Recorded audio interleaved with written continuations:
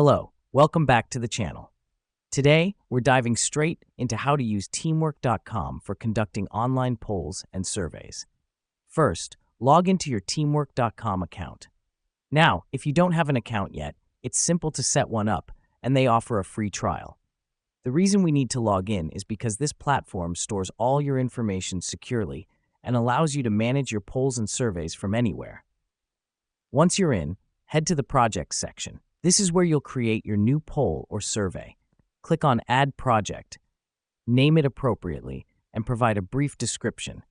This helps us because it allows for easy navigation later when you're managing multiple polls or surveys. Next up, it's time to add questions.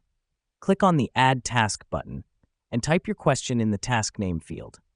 Let me explain why this matters. Each task you add will serve as a question in your survey, so it's critical to phrase them clearly and concisely.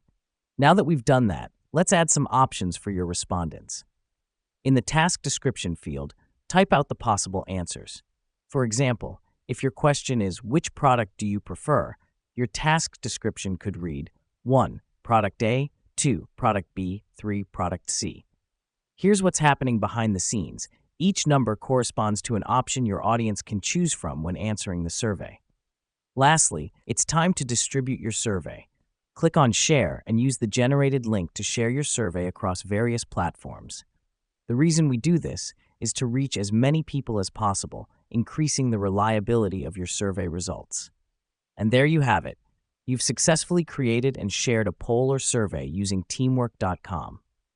This platform simplifies the process, making it a great tool for collecting valuable data from your team or customers. Remember, the more responses you get, the more accurate your results will be.